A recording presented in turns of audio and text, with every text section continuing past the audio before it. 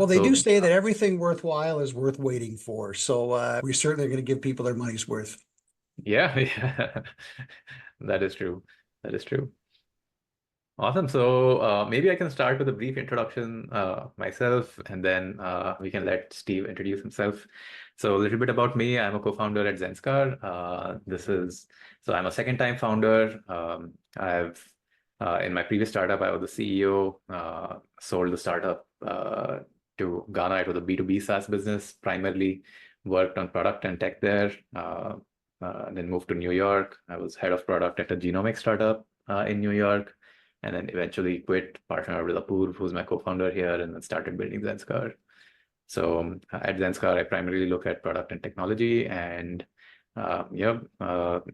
comes with a role, I guess. So wear multiple hats. I help out on the finance side and on the marketing side a little bit.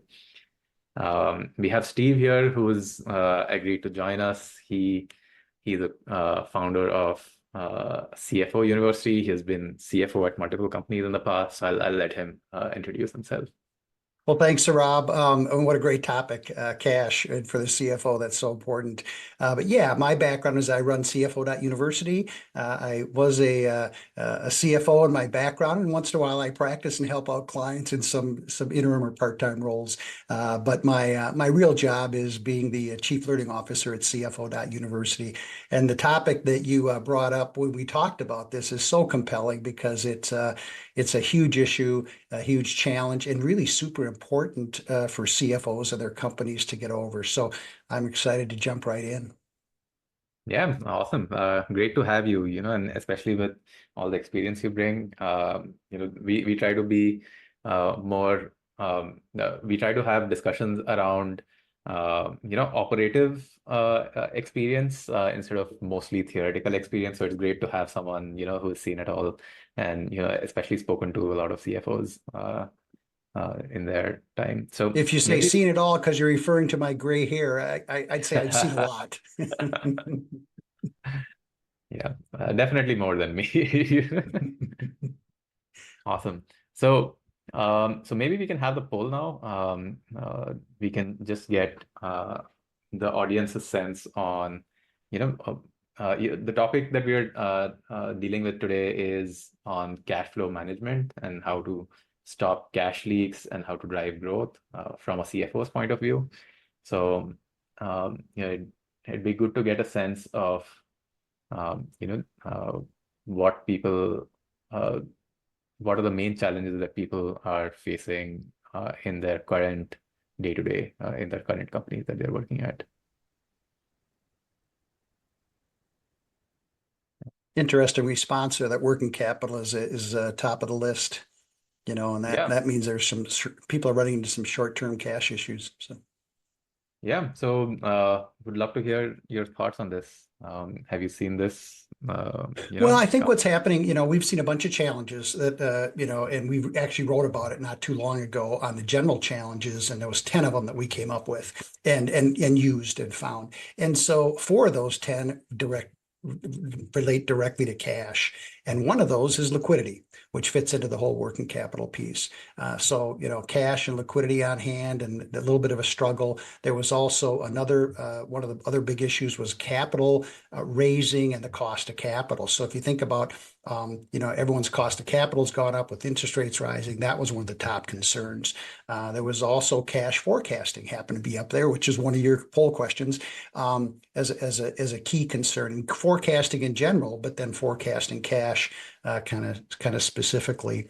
And then the last item was raising cash. In this environment, raising cash for investment. So, companies have plenty of ideas. They want to invest in those, but with their cost of capital changing, they're really having to rationalize what investments they make and how they're going to fund those investments. So there was other challenges that related around talent and margin improvement and cost savings and things, but 4 of the 10 related directly to cash and raising cash and cash management. Yeah, thanks for that. So, could you dive a little bit deeper into cash management and how you think about it? So, let's say you've joined a company, you're the CFO, and the cash situation is not great. Like, how do you go about, um, you know, uh, figuring out like where to go from here? Like, what are the Yeah, I think options? that the number one, number one recommendation for a CFO entering a new business is to start a cash forecast and develop that in a way. A 13-week cash forecast is very common. It came out of the bankruptcy industry and the turnaround industry, but it's still very useful for healthy companies as well.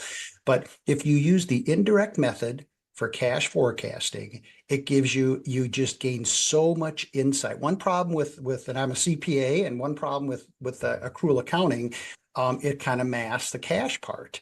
And so Mhm. one of my recommendation to start off with is start preparing a cash forecast. And 13 week is a great way to start, but that makes you understand exactly what's happening in terms of actual collections versus your terms, payments versus deliveries. It really helps you understand the mechanics within the business, and particularly in working capital, but you also might find some large projects that surprise you with the billings that come in. But generally, it's going to get you really familiar with your, how you're using your operating capital on a weekly basis. And what's really important about this exercise is then comparing it to the actual. So a lot of people go through a 13-week forecast, and some of them forget to compare the actual usage to what they had projected. So that's where the learning comes in. When you take that 13-week forecast at the end of a week, look at last week's. How did we compare to that? And that's where you find all these anomalies. Late deliveries, late shipments, late payments, maybe some early things, but normally you're finding issues in the business that you won't find in an accrual accounting cash flow statement. And so Mhm. that's where that's the number one recommendation I have for a new CFO. Kind of to learn the business. Number one, it's a great way to learn the business, but it's also a great way to get your arms around cash flow in the business. Got it. Awesome. How deep do you typically like to go in these? Like, are these given to the respective teams? Do you split them and then like give them to different teams to figure out, like what their Yeah, portions are, or do you suggest that the CFO actually goes super deep into the forecasting themselves? I think we talked about this in our last phone call on Yeah. the culture, building a culture. And I think you have to share this information. You have to use it widely. So I think there's a cash literacy that the CFO and their team has an obligation to teach the rest of the staff about cash literacy. And that includes the cash conversion cycle.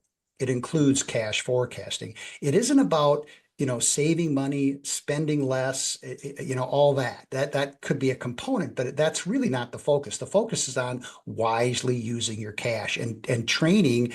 And your staff and even your teammates on the leadership team may not have a good feel for the cash conversion cycle. How you take how you spend $1 and get it back 3 weeks, 3 months, 3 years later, how that all happens. And that is such a great learning tool in creating cash literacy through the cash, and the cash forecast is a great way to do it as well. So to answer your question, maybe the long way around it was, yeah, you want to incorporate all the people that impact cash. You want them to understand how they impact cash, and that means there's an educational piece and a collaboration piece and a teamwork piece that gets into this whole cash management piece. Because if you don't have that, you kind of become an emperor with no clothes. You really can't do much about it, and you may think something's happening, but it's not. So the education, and call it cash literacy, is really an important aspect of the CFO and their team's role within the organization.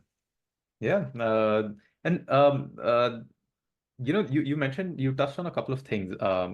You preferred the direct method, and you talked about the cash conversion cycle after that. Can you dive into each of these? Like maybe Yeah, we can as start with accountants, direct. so a lot of CFOs come out of the CPA or chartered accountant world, right? So they get prescribed on, how to prepare a financial statement. And one of the key financial statements is a cash flow statement. But that Mhm. uses an indirect method where you're kind of looking at account balances and how they change and things like that, rather than actual payments, what's coming into the bank and what's going out of the bank. And so the direct method uses that. So that's one strike against CPAs. And like I said, I'm a CPA. is that hides what's really happening within the business. That accrual accounting, which is great in itself for some aspects, it's not great for cash management. So Mhm. the indirect method, you're taking, identifying why cash is going out and when it's going out and when it's coming in and why it's coming in. And that way you really understand the mechanics of the business. So that's one thing on the cash forecast. On the cash conversion cycle, you're taking these three big buckets: the sales aspect, which has to do with selling product, giving terms, collections.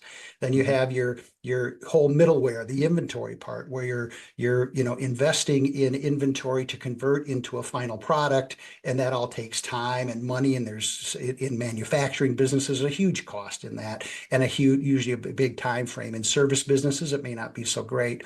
And then you have the whole purchasing side. So you're purchasing inventory, you're putting an order in, you may be having to prepay. So there's a whole cash impact on your purchasing side, your payables, what we refer to as the payables. So the cash conversion cycle has these three components: days sales outstanding, days at inventory, and days payable outstanding. And those three components, which on a payable, you can extend terms and kind of generate cash. On a receivable, you reduce terms and you take in cash. And in inventory, you quicken up your inventory cycle, your supply chain, and you can bring in cash to the business. So all the investment in working capital is really just using up cash to kind of just do your daily business. So it's really expensive. Whereas you're not, your margin in your business. So if you can tighten up that whole cycle, you can generate a bunch of cash that you can invest in your employees, better talent, more talent. You can invest in equipment. There's a lot of places you can put it that you'll get a higher return than investing it in working capital. So that's the shorthand on kind of managing working capital and helping people understand, working capital literacy through the cash flow forecast and through the cash conversion cycle. Yeah, that's a great thing that you mentioned. Like, this is something that even I talk about a lot, where, optimizing your cash. Like, ultimately, a lot of people talk about net profit. There are all these metrics that keep floating around, but ultimately, to me personally, it's the return on capital that matters. And the cash conversion cycle is like a really big factor in improving that, and, it takes a lot of education to teach, to just like like make people understand like why it matters so much. And yeah, it's a great thing that you mentioned. Like, in your experience, like what has the awareness level been, in the non-financial parts of the business? Well, recently I was helping a client, and they were actually doing a cash forecast. Their trouble started when they started implementing a good-sized ERP about 3.5 years ago, and they struggled through the implementation. I got there last December or so, and they hadn't implemented this new system. So they're still running their old legacy system. They've got parts of the ERP running, but not the financial part. And it just caused a lot of stress. So they weren't getting good financial statements. So what the management decided to do, and actually the board, we're going to manage on a cash flow basis. So they put together a cash flow forecast. That's how they were managing the business when I got there. So it kind of stems from something like that, where you've got these significant issues. But then from that, we started looking at the cash conversion. So we have a tool called the cash velocity calculator, and it's really a cash conversion tool, but it helps you understand in each part. Very simple. So it's just a few numbers, but it helps you really get a good grasp on these three components of the cash conversion cycle. And so we started educating the leadership team on that, and they immediately went, wow. They had no idea. Their days in inventory, they didn't realize all this dead weight in inventory they had sitting around. They knew it conceptually, but they hadn't put it in financial terms. And all of a sudden, when they saw that they could recoup $1.5 million in cash by just managing their inventory better, and this wasn't a big company, it wasn't even a $50 million company, and they could recoup 1.5 million by just managing their inventory a little bit better. And so all of a sudden, that turned the light bulb on. And this whole team, within 3 weeks, they were cash experts because they saw the opportunity. And so that's where the literacy and an example of where somebody, they just didn't recognize it. They're trying to make product, they're trying to sell product, they're trying to buy raw materials. That's their role. and they didn't have an education in what the cash implications of their turns, how long it took to build something. They just hadn't focused on that. They were a lean company too. Interesting enough, they used a lot of lean principles, but what they missed was some of the metrics they needed that were really helpful to them. So that's where if you're keeping the cash conversion cycle to yourself, CFOs, you're doing yourself a big disfavor. Make sure that is well taught within the management ranks and anybody who impacts cash. Yeah, like 100%, 100%. And just for context, a lot of the audience is finance folks in software businesses. So there the other two parts that you mentioned were the cash relationship with their customers and cash relationship with their vendors. Like that's where it mostly that's what those are the main parts that matter to them. So maybe some advice on that, on how to educate, let's say the sales and the outreach team on the customer side of things and the Yeah, payables. on the SaaS, SaaS businesses have some great metrics. The fun thing about SaaS is you can measure everything so easily. Yeah. But that, and this happened to have a SaaS component. This company that had the big inventory issue also had a very large presence on a website that they were selling a lot of their product through e-commerce. And so they had a lot of information on that. So one of the things, depending on what industry you're in, is testing the terms that you can have with your customers. So, and it all starts with who your customer is. Number one, are you vetting them for credit worthiness? Because if you're going to have a lot of write-offs, you have to have a higher margin. And there's an equation for that. So I'm not proposing that people don't have any write-offs, because then you're probably being too strict on your credit. But what I am proposing is making sure that your credit terms and your credit, the way you evaluate credit with your customers, goes along with your margin that you're going to earn. So if you're making huge margins, you can afford a few write-offs. If you're making really slim margins, you better not have any write-offs. So conceptually, that's one thing about CFOs thinking about it, depending on their business. What can they afford? How much credit worthiness do they need their customers to be? And so that it kind of starts there on the receivable side. Are you gonna give terms? And and a lot of SaaS businesses, it's e-commerce, it's through, it's going to be payment pretty quickly. So that's another beauty about some of the SaaS businesses is that you don't really have to give terms normally. It's going to be a payment on a website. But if you are giving terms, there's a credit function that needs to happen to prevent a significant loss on that side. And so that's the cash management there, is protecting your cash when you made a deal.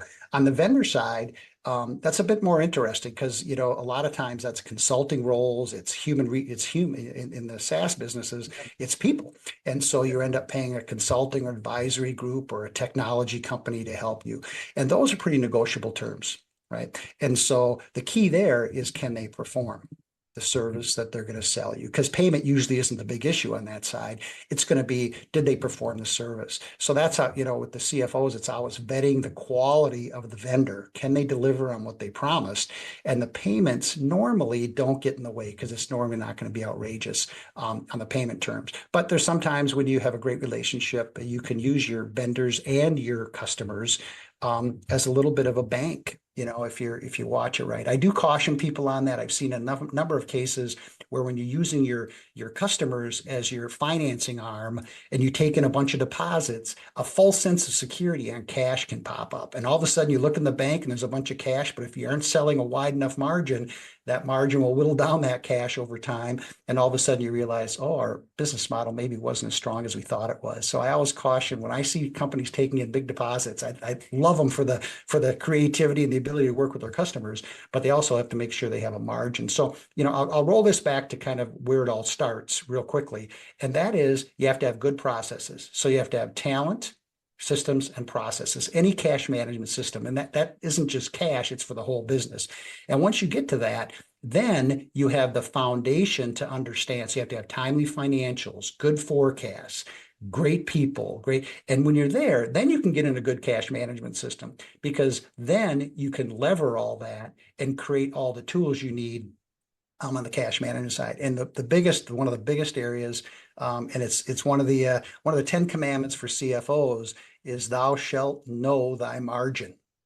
And so does that have anything to do with cash? Well, not directly, but if you're not managing that part of the business, all the other stuff you do around cash, it's just going to float away. So making sure that those sound systems, a good business plan, all that are precursors to being able to be outstanding cash managers. Yeah, thanks for that. That's like great advice. And talking about cash conversion cycles, like of course it's very contextual to the business, but um, like what are some examples of improvements that you've seen in reality where they had a certain conversion cycle and then they actually put some effort in once they decided to focus on improving this? Like what are the improvements that you've seen a company can make if it's actually a point of focus? Yeah, I think as an example is goes way back to my CFO days, but it's a pretty significant example. We had a very, very, very big customer, kind of the 800-pound gorilla in the industry. And I spent a lot of time, and we were pretty big. We were the third biggest malting company in the world. So it was taking barley, converting it to malt, and we happened to be selling to the beer industry. And this behemoth happened to really be kind of a tough character when it came to terms and things. So I finally went to the CFO and we sat down and we talked about the cost of capital, what makes sense. They liked our supply business, they liked our product. So we kind of worked out where we were able to really improve the terms with this customer. They saw the benefit, so we could actually reduce the price, but our cost of capital was much higher than this company's. And so it did make sense for us to be financing their receivables. Now, they had some working capital goals that CFO was shooting at. So working directly with their CFO, we were able to figure out a way for us to save interest cost and tap and our line of credit, whereas they still got improved pricing. And between that, we halved our days sales outstanding in that specific situation. So that was where we're going directly to a customer and kind of working with a customer. In general, I think it very much depends on the industry, and it's hard to stand out if you're new in the industry and all of a sudden you want to go to 2-day terms and everyone else is on 30-day terms. That's a big barrier to get over, and that takes time and relationship. So you can't just kind of puff out your chest and say, we're going to 2-day terms, you won't have any customers. So there has to be a rationale behind it and a thinking and a strategy on how we're going to develop a relationship with our customer that they'll understand what our needs, we'll understand what their needs are, and we can work out what's best for both of us. And in that way, I almost guarantee you're going to improve your cash conversion cycle. Yeah, that's a very interesting thing that you mentioned where you're arbitraging the different return on capital of the two companies, and then you actually can have a conversation with a large enough company to get them to understand that fact and actually make that equation work for both parties. And the key there again is you have to have a product that they like, right? They have to like you to listen to that conversation. So it all rolls back to your business model, the product you create, and making sure people like it. Because if they don't, that falls on deaf ears. You won't get the meeting in the first place. But we had a really good product that they really liked, and we were able to work with them on that. Yeah, that's great. That's great advice. And There's other things. You had asked, and I kind of only answered that one question. But on the payment side, a lot of times vendors, there's ways to work with vendors too, and that could be through escalators on volume. You could do, if you find a supplier that really services you well, and you can move more of your supply to them, that could be better for them. You got to be careful that you don't end up having just one supplier when there's be a potential supply shortage and issues like that. But developing supplier relationships and contracts that allows you to give them preferred pricing, preferred payment terms. That's another way to work closely, but it's so much relationship driven in those cases. yeah. Like this, all this conversation reminds me of this one company that I'd seen like long back. They like customers would pay them in advance, like 3 months in advance. So I think this was a motorcycle company in India. So customers would pay them 3 months in advance. So there was always a queue of customers. So you would get your motorcycle 3 months later, and the company would pay their vendor, I think, 6 months later or something like that, something absurd. So they're Uh, effectively borrowing money from both sides. And yeah. it would actually take like a month to create a motorcycle. So they were, generating cash out of nothing, basically. And yeah, and that's a dream situation. Again, I roll it back. So I had a similar situation. It wasn't quite that good, but it was a lighting company, and they were a wholesaler of lights for a specific industry, and they always got deposits from their customers. Um, what and so that was great. They always saw that big cash balance, but then what they didn't manage as well was the variation in their margin. They thought they were selling at a 60% margin, and some months it was 40%. And they said, what's going on? Well, their freight would change. They had a Forex component that they get whacked on. There was always something where they didn't meet that 60%, and they had pretty high overheads. So what happened is over time, where they felt so comfortable with all the money they had in the bank, but over about an 18-month period, that money started getting less, and they actually were selling at negative margins after overheads and stuff. So you got to be kind of careful. That's where my biggest concern when I see, people taking in deposits is, do you know the margin? Your salespeople might tell you what they think the margin is and what they're selling at, but that's where, your FP&A people really need to dig in and make sure that's what's really happening. Because very often, it's a case where maybe they're not making a margin they thought. So they're just eventually that creates a problem. Yeah, yeah. Makes sense. But And I love I the think you idea touched. of being able to use your customer and your suppliers as a bank. You'll have a lot of opportunity for growth in that situation. A lot of cash for Yeah, growth. that was crazy. Yeah, very unusual, but yeah, it exists. I think you touched on this a little bit on DSO. So maybe we can go a little deeper into that.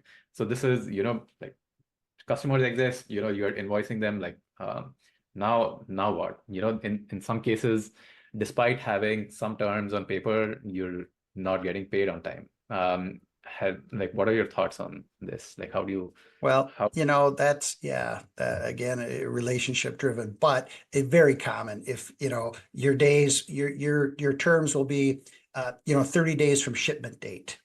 Mhm. And invariably, you'll get an invoice out 4 or 5 days after shipment date, and your customer is going to pay you 30 days from when they receive the invoice. So there's those, and it's hard to kind of then negotiate those things. You got to really be firm on, and so really, I think having a firm discussion and making sure the team on the other side, understands what's important. So often, so especially in small and mid-sized companies, some of your receivable or your invoicing clerk's going to send out an invoice.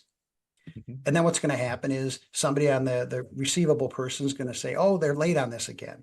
And there's going to be this loop of miscommunication or late communication, or that it never quite gets back to the customer. Then they get, oh, did they pay us? Yeah, they paid us. They were 10 days late again. Ah, shucks. Well, they paid us. And then it kind of dies. And I think the discipline to understand, and this is where technology can really help, where a list of, if you have a lot of customers, when they're paying and how late they're paying, and then you can address the issues. So this is where technology can really help, is the one-offs, or even more than the one-offs, but where the discussion happens between, the receivable person kind of saying, why aren't they paying? And, does a salesperson need to get involved? Who's all, it just gets to be a big mess.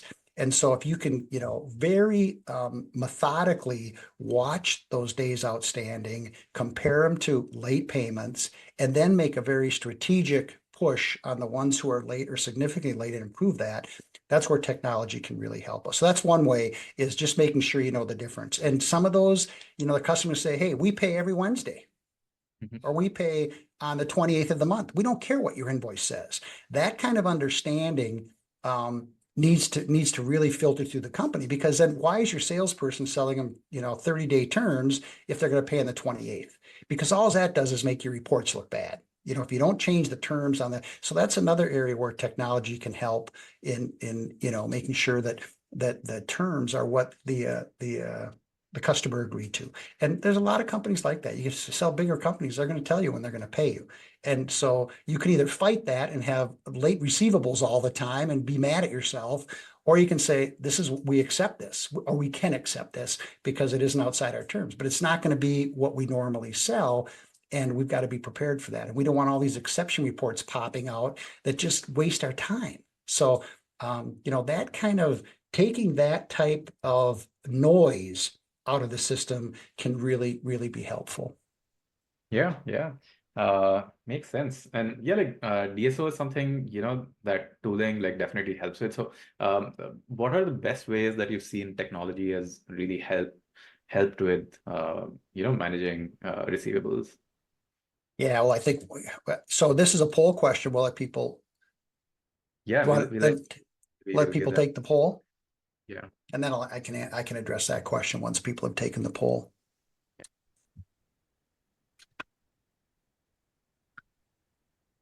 And how while people are taking the poll, like what are the differences that you have seen with DSOs in companies with shipping and without? Like software typically does not have the shipping component, and there are like a bunch of companies that actually do. Well, I think from that perspective, a lot of companies are trying to make money on the shipping, right? So if you're a software company, what's the opportunity? It's really to get your payment quicker. So a Yeah. lot of the software companies, the subscription model starts or whatever the pricing model starts, and there's an immediate bill that's paid right then. Whereas a lot of in this company I referred to earlier that had this ERP issue, they shipped a lot of product and they weren't sure initially how much money they were making. They weren't sure their bills. So when we lined up their freight costs or their shipping costs versus their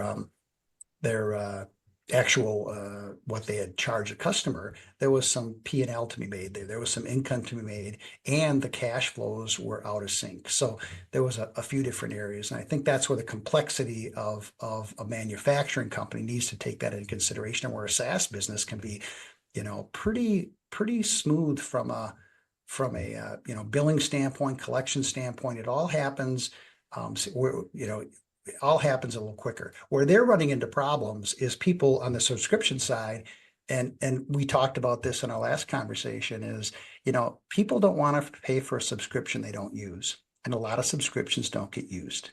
And Yeah. so the complexity is coming into how do we get an on-demand model where people pay for what they use, not for a subscription that was offered for 1 year at $25 a month that never got used.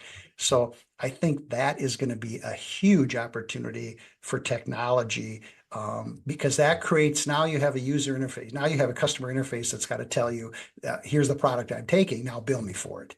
Don't Yeah. ship me something and bill me for it. Don't give me a subscription model. And I think that's technology is gonna be a huge enabler of demand pricing.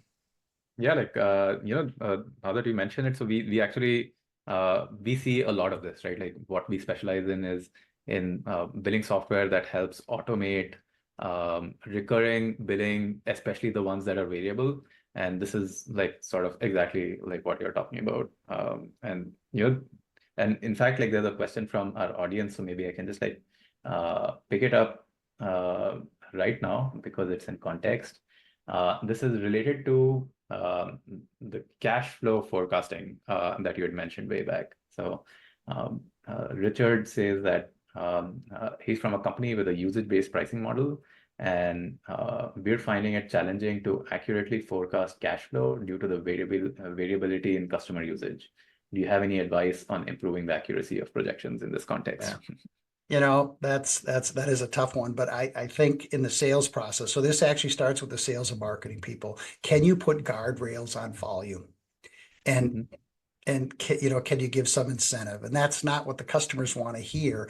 But if you don't do that, if you get this real lumpy, 1 month there's a sale and the next month there's nothing, and you can't predict that, that makes it very difficult. The only thing that helps it is over time, and maybe don't have time to worry about that, but over time you can kind of see their buying pattern. But if you can, on the front end, put some guardrails in place, and there may be minimums, there may be annual minimum volume, something that can give, but that's becoming more common. It's becoming more Yeah. common. and it's kind of swinging the customer's way on, hey, take what you need and we'll just bill you when you take it. Well, that leaves a lot of open issues for, business planning and, what I need to produce and sell. And, but what I could recommend is that work with the sales department on some minimums. Usually we don't want maximums, but for production purposes, you may need maximums too, but try to put some minimums or some pricing breaks for volume can help a little bit to incent people to kind of, make sure they're purchasing. And then I think the biggest thing is making sure you're watching their trends. If all of a sudden a customer's not buying and they've been buying, somebody needs to make a call to them because, they're either using someone else's product, they have way too much inventory built up. So, know your customer is a really important aspect on that. So the reporting becomes really important in that scenario when you're just not sure. You have to really monitor so you can get some history of what they've been doing. And then when there's an anomaly, you can take action and understand, are we going to lose this customer? How do we get them back? Are they out of business? Whatever, so the data and analytics part of that becomes really, really important. Yeah, like what you're saying is actually in line with what we've seen, our customers doing. So they have minimums, or they combine, it's almost the same thing, or they combine subscriptions with usage. So they have like a fixed amount per month or per quarter or per year, or something like that, and then they have like some amount of included usage as part of that, and then they charge for overages beyond that. So like people are facing these problems and coming up with creative solutions to solve these. Well, I think that both companies need to come out good, right? You're not going to do business. And if all the decision-making power is on one side and it leaves a big hole on the other side, it's tough to do business in that environment. So, at least having some schedule, and in manufacturing, this is really common, that your customers will give you an expected offtake. So they'll say, here's what we think we're going to take, and they may not be obligated to that amount. They may be some, but then you can do the planning. And certainly, again, in these manufacturing business, sometimes the lead times are pretty long, so they need that transparency into what their customers are doing. And then so they actually write in obligations to give expected offtake, and if you can be 10% higher or lower, you need they kind of, but that's a little bit different planning process than a lot of SaaS businesses that have a little bit different business model that doesn't maybe require that high fixed cost aspect and over a long period of time that the SaaS manufacturing model means. Yeah, like the lead times here, like typically you have product or service, and that's what's offered. Like there's not as much unless there's like custom work going in for certain customers. So that's when a lot of the lead time comes in potentially. Yeah, the advisory part of the SaaS business where you're using humans, where people are the resource and the asset that you're providing. That's a big scheduling component. Not unlike you're managing inventory, it just happens to be human inventory rather than some other type of inventory. Yeah. So we'll take one last question before I have one last question before we answer a couple of audience questions, and then we can wrap up. So the last question I have is, a lot of what we discussed was planning, cash planning in the short term, maybe a little bit on the medium term. Like how do you actually, what advice do you have for CFOs for the longer term cash planning? Yeah, great question. Because this actually, again, it's kind of the foundational part, but I suggest putting together a capital plan. And the capital plan comes out of the business plan. So it starts there. What are we doing in terms of creating new product, investing in R&D, building a new plant, what talent, how much, how are we going to grow? So once you have those components, and you have a good idea, where you hope to spend money and grow, you put a capital plan together. And what that entails is understanding with the different, leverage points, how, you start constructing a balance sheet, an income statement. You can kind of see how this business plan is going to work out. And then you got to figure out where we're going to get the capital to grow.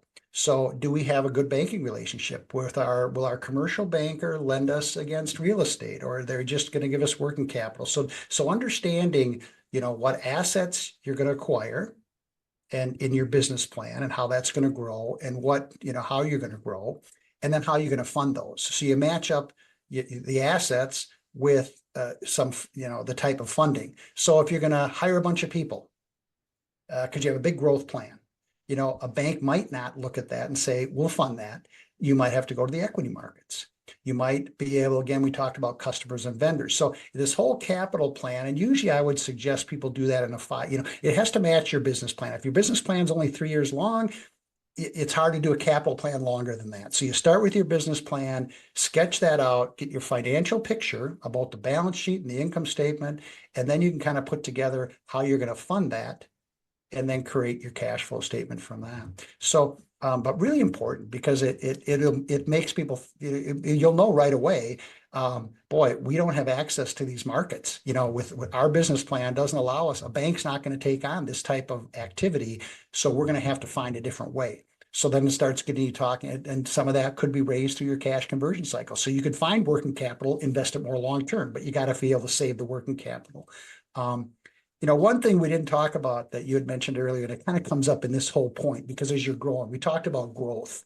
And one of the big mistakes that business leaders make is they think growth gives them cash. And that isn't necessarily the case, certainly initially.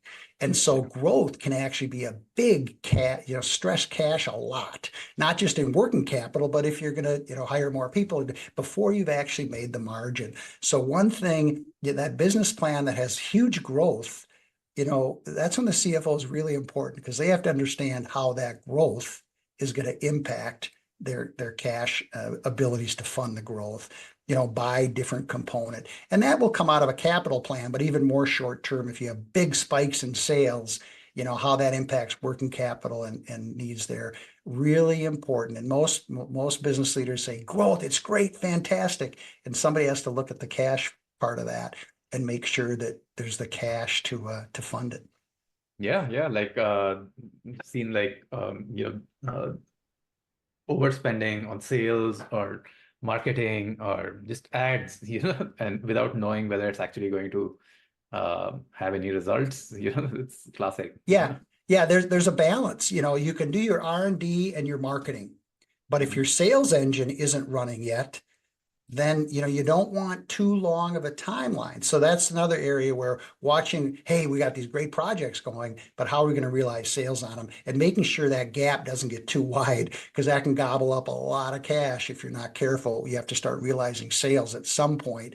And again, that comes out to your forecasts and things like that. Yeah, it's a balance, right? Like one side getting too far ahead of the other can, like, both sides causes cash problems. So you really have to find that. Exactly. Yep. You need to find that sweet spot in the middle. That's great advice, and thanks a lot for patiently answering all my questions. We'll take maybe 1 or 2 questions from the audience. So we have the Q&A tab on Zoom. Feel free to add any questions that you have. I promise, I committed to people, anybody that joined us on LinkedIn, that my being late, we would make this worthwhile. So I hope they come in and ask some really good questions.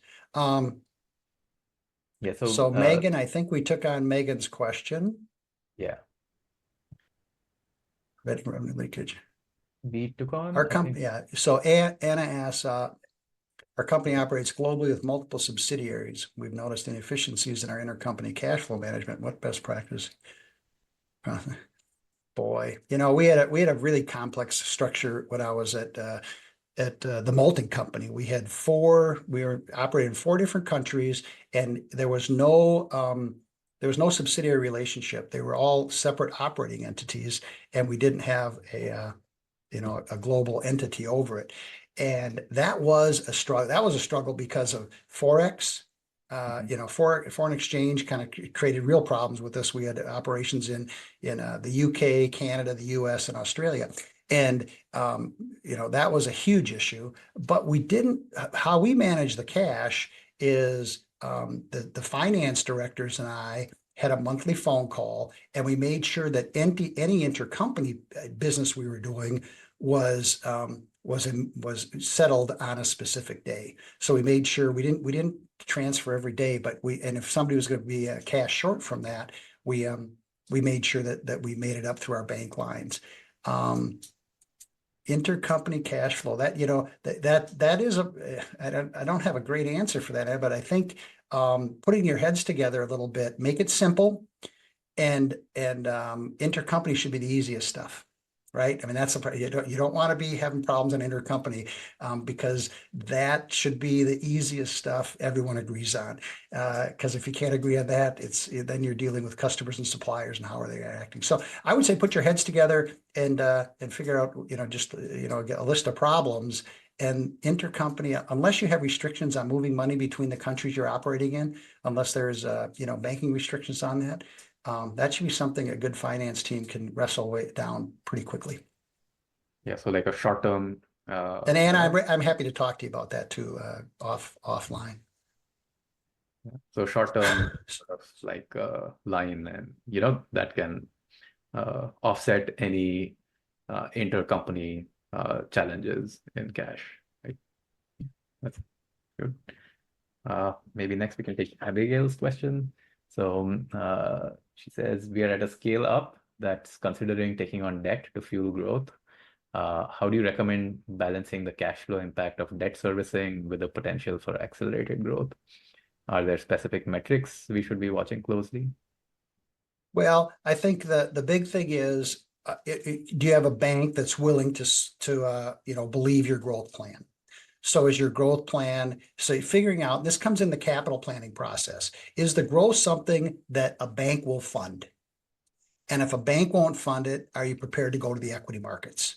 So depending on the type of growth, and your ability to sell that growth to a bank, you might end up in a different market. That's going to get much more expensive. So then you're offsetting the cost of bank debt with the cost of equity, which is pretty significantly different. And doing an equity raise is a lot more expensive. So depending on the growth plan itself, is it relatively straightforward? It's they're funding a facility that's going to produce more product that you're selling a lot of already. There's more demand. That's pretty easy. Now you got a real estate deal. They're gonna fund the plant for you. If it's just working capital that they need to fund, they love working capital as long as it's pretty liquid assets. So if you have good customers on your sales side, you can get a bank to fund your cash conversion cycle. If as long as your inventory and your customers are good. So Abigail, it kind of depends upon your growth plan, where you fall into the capital structure. And if it's going to be an acquisition of a company that is in a completely different business, you might find that hard in a bank. A bank may not be too interested in that. You may have to do an equity raise. So awesome. I think we I'm have one happy to help with anybody if they have questions, follow-up questions. If I didn't really answer your question, happy to talk to you. Yeah. So I think we'll you're available on LinkedIn. I think they can reach out to you on LinkedIn, I guess. You bet. You bet. Perfect. And then we have one last question. So from Megan.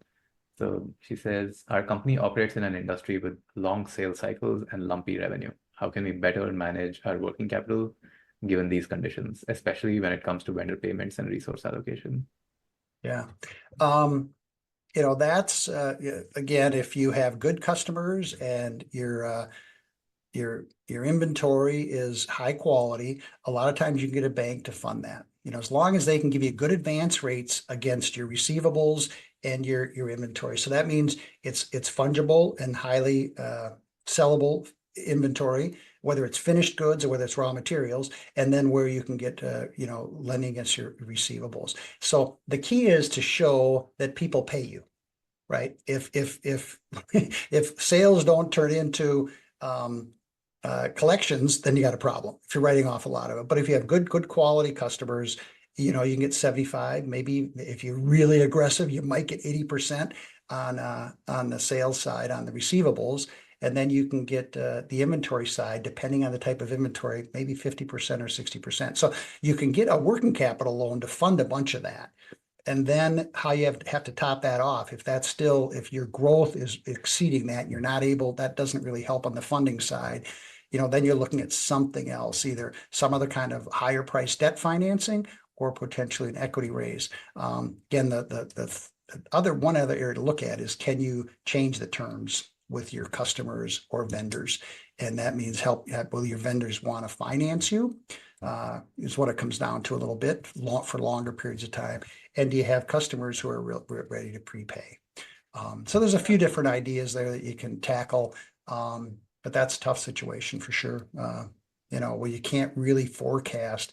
That's when, matching up your cash flows with your cash with your sales, and matching up your inventory, your purchasing with your sales becomes really important. When you have all that lumpy stuff, you really have to go hand to mouth. When you get an order, you got to go fill the inventory on it. You're not building inventory if you don't know what your sales are going to be. So you just got to be a little more risk averse and maybe build on a sale and not build inventory. Yeah, and like if I had to just extend on Megan's question, what about like in the SaaS world, you have long sales cycles in some cases, right? So there is no inventory. It's just the sales expense, it's the sales onboarding expense for a period of time, and then maybe the person converts to a customer. Yeah, good. So I guess in that case, it's it is related to the capital planning answer that you where yeah, it all starts with understanding your business plan, your margin structure, and a capital plan, and then everything else. All these other details are super important from an operating standpoint, whether it's a 13-week cash forecast, whether it's a cash conversion cycle, the literacy part where you're teaching people. I think that is so valuable. And I like to teach, right? I mean, that's why we have CFO at university. But I think it's really rewarding when you're a CFO and you see the lights come on when you're talking about a cash conversion cycle, and the supply chain manager wasn't aware of something, and all of a sudden it's like, I can fix that. And that is really rewarding. Awesome. Thanks a lot, Steve, for all your advice, all your suggestions, recommendations, and patiently answering all mine and the audience's questions. If anyone would like to reach out to Steve with follow-ups on any questions you might have asked, you can feel free to reach him on LinkedIn. You can reach out to me. I'm the founder of Zenskar. As I mentioned earlier, we build billing and revenue accounting software where we automate all the downstream revenue operations, irrespective of the complexity of your business model. So, whether you have usage, you have minimums, you have, some hybrid pricing models, you have prepaid, postpaid, like we can automate all of that for your business. So yeah, thanks a lot, Steve. Any last words? Well, no, thank you very much for having me, Saurabh. I love the topic. Apologize for my technical snafus. I hope we made up for it in our conversation. Yeah. But I really appreciate you hosting me on this really important topic. Yeah, I love this conversation. Yeah, it's really close to my heart. Like especially having someone who really understands like how to manage cash, like reducing like increasing efficiency of cash. Yeah, it takes a lot to like a lot of people like really have to be coached on it, and yeah, it's great to talk to someone who has participated in something similar.